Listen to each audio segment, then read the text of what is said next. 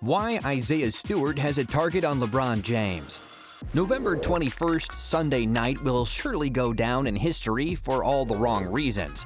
NBA fans and the whole world witnessed chaos like never before. We understand that guys get hit in the face all the time in the sport, and we've seen many elbows. But why was this incident different? Let's see why Isaiah Stewart has a target on LeBron James. Not going to give them that, so you lose a little. What really happened? During the third quarter of the Lakers-Pistons game, there was a free throw and LeBron and Stewart got in close contact. At the time, the Lakers were down 79-67. That's 12 points down. They were in trouble and were on their way to being embarrassed at the arena. LeBron had already scored all of 10 points with 1 rebound, and he had also racked up 5 assists. Although the lone rebound might have added to the suggestions that King James was not playing at his best level. LeBron had been on the other side of the lane for the first free throw before moving to Stewart's side for the second one. While jostling for position on the rebound, the pair got locked up, and Stewart almost pushed LeBron over. It appears as though LeBron attempted to teach the young center some respect by striking back at him out of frustration, but it didn't come off very well. From an angle, it looked like an elbow. From another, it looked like a backhand fist aimed at Stewart's face. What ensued was chaos that resembled the Malice at the Palace, the most infamous brawls in NBA history, which also happened in Detroit. Stu was upset. Perhaps that's an understatement. Stu was so mad that it took the efforts of coaches, security guys, his teammates, and even opponents to prevent him from showing off some boxing skills in his repertoire. For James, he was surrounded by his teammates, who tried to protect him while confronting Stewart. Cunningham tried his best to hold Stu down at the time. "I'm cool, I'm good," Stu says, and then he dashes towards James again. Russell Westbrook acted like he wanted to square up at another instance. It was back and forth action. At one point, Detroit's big man ran through about 15 people before being stopped. It's one thing to chase down or restrain a drunk or average-sized man, but it's quite another thing to tackle a 6'9" man weighing around 230 pounds. Some officials decided to leave the chase to those who were more suitable for the job. All through the time, blood flowed down Stewart's face like some rapid in a river, and it was hard to tell where it was coming from. It's the kind of stuff you often see in a boxing ring. Meanwhile, the PA kept announcing everybody stay in your seats as the coaching staff and security managed to escort Stu up the tunnel. He broke free again, running at full speed to the locker room in a bid to circle around and come back at James. The Lakers bench was duly notified. He's out of the game, without question. Hold me back. Before the showdown, LeBron immediately walked up to Stewart to apologize after he went to the ground, holding his face. Stewart got up and confronted LBJ modestly as if to say, "Yo man, what's wrong with you? What was that for?" There was no physical action. They just shared a few words. But it wasn't until other players formed around him before Stu became savage. LeBron was standing right in front of you, face to face. If you wanted to take on LeBron at that moment, you could have. But apparently, that's not what he wanted. I mean, we get it. We've seen this in basketball over and over again, where players do the whole "hold me back, y'all" thing when they could have really hit the opponent straight away when they had the chance. Understandably, no opponent wants to exchange blows with his opponent because the consequences are grave. And going up against a player with a status like LBJ is a brave decision. This leads us to the question, was Stewart's reaction over the top? Was he triggered by something LeBron or his teammates had said? Did the fact that his face was leaking in such a manner infuriate him even more? Was LeBron actually concerned, or was he trolling? Indeed, there's no telling how people could react when cut in the face, especially when they perceived that there was a malicious intent. Besides, we aren't just talking of a regular person hitting you. If you manage to survive LeBron James hitting you, the chances are you may want to have a go at him. So it's really not so hard to see why Stewart apparently had a target on LeBron. Tons of memes and speculations have sprouted up as to who would win the bout if it were an actual street fight.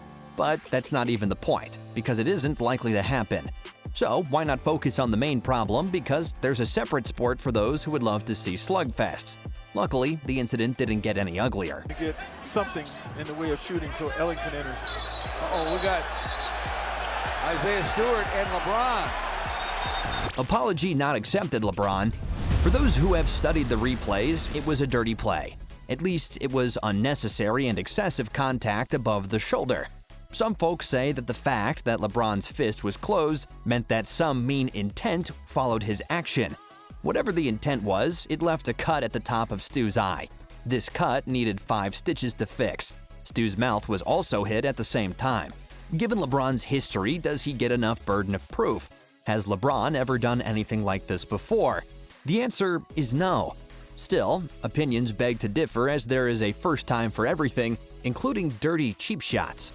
LeBron deservedly got ejected for a flagrant 2.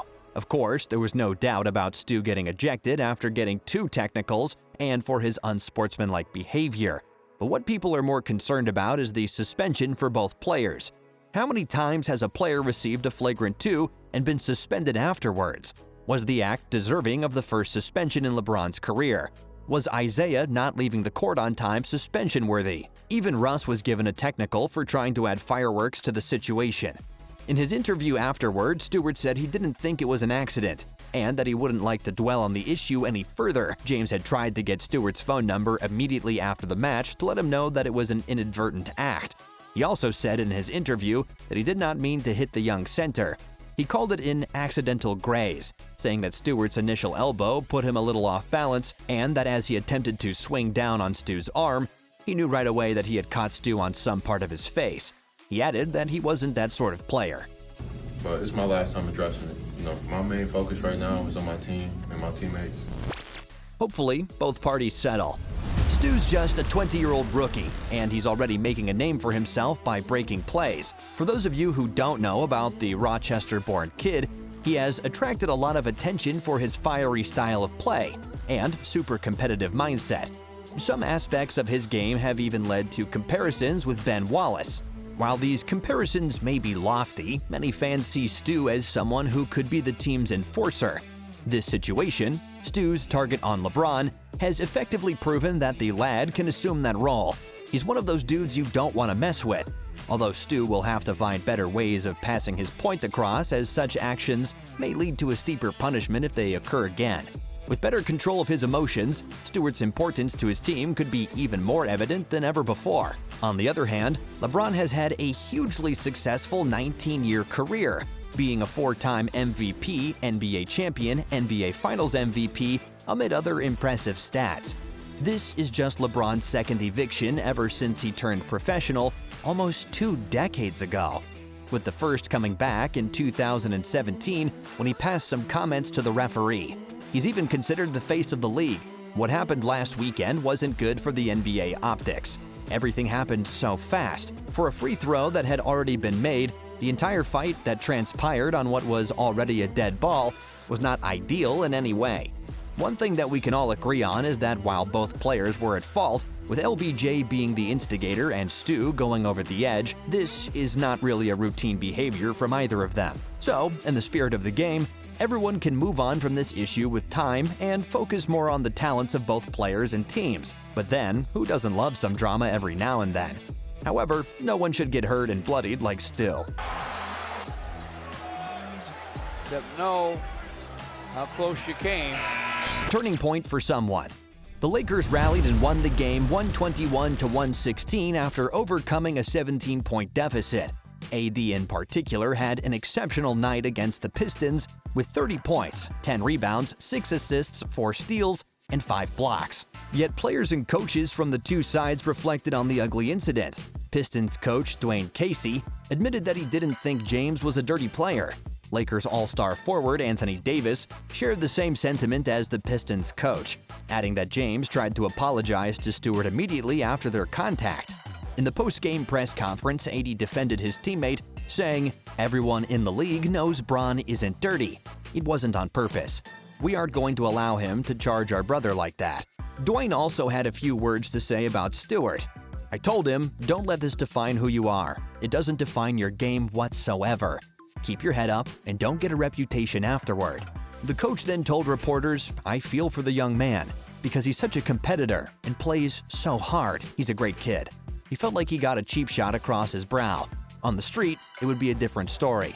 It's no reflection on who Isaiah Stewart is whatsoever. Despite their win, the Lakers have not had a great season compared to their standards, sitting at just 9-9. Carmelo spoke of the incident saying, "Hopefully we can look back at this game as the one that changed our momentum for the season.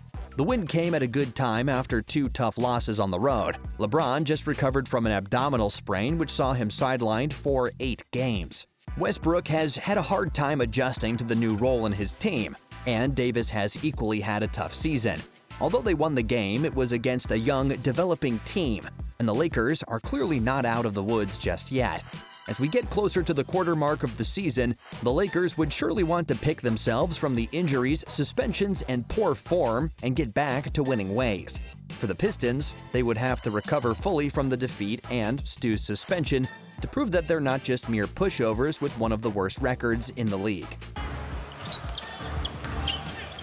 LeBron to the lane, fires, rattles it home. A more offensive league. We have seen more offense this season than in previous seasons, and what we witnessed a few days back was an example of how things could escalate pretty quickly. Such altercations are not worth it. They only lead to collateral damage. Should we be worried about the possibility of another showdown the next time the pair meet? Let us know your thoughts in the comments below. Thanks for watching.